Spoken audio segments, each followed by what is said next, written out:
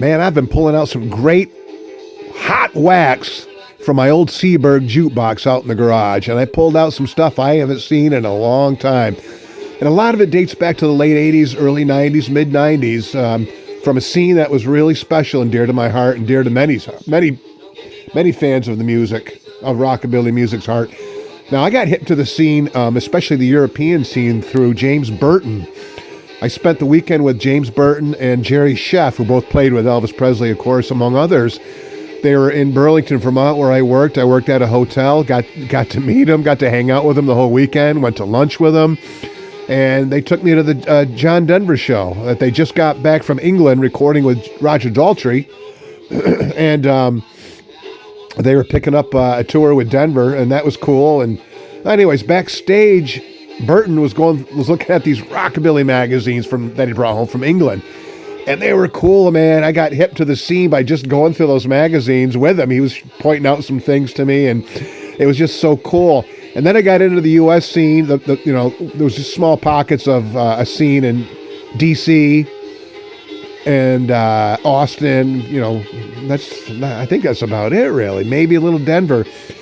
But I got into High Noon from writing them a letter. I saw them in some magazine that Billy Poor put out. Remember Billy Poor in his little magazine out of I don't know, Virginia or Washington or something.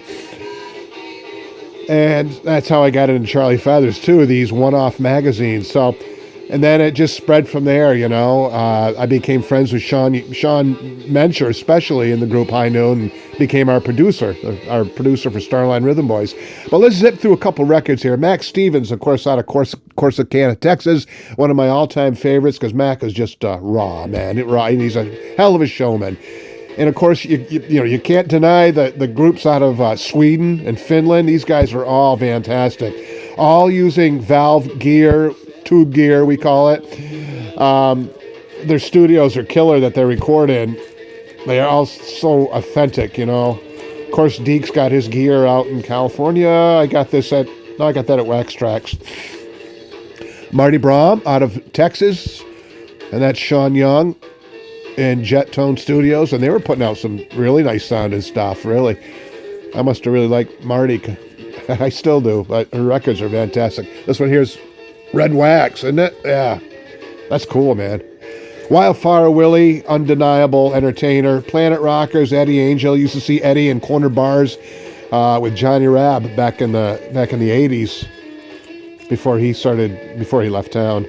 High Noon, Big Sandy. And we got more Deke Dickerson, of course. I got a bunch of Deke stuff. He gave me some records when I was out at his home. Big Sandy, Sean, again. This is a nice one. This is his beautiful song, Your New Flame. Man, these are all cool records, I'll tell you. They're a lot of fun. Jeremy Wakefield, one of my former bandmates. Jimmy Sutton out of Chicago. More Mac Stevens. It just goes on and on. I can talk forever about Willie Lewis out of Denver and his label. I got so many records on his label. Hell, it's just fun visiting this stuff, It's, I do miss that scene. It was a ball. Hey, there's Kevin Smith's old group, 47 Indians. I'll bet you that's a tough record right now. I might play that one later myself. I got a bunch here. There's Sean Young, Deke, that goes on, but hey, pull those records out, revisit, man. It's fun. It's a ball. Let's get gone.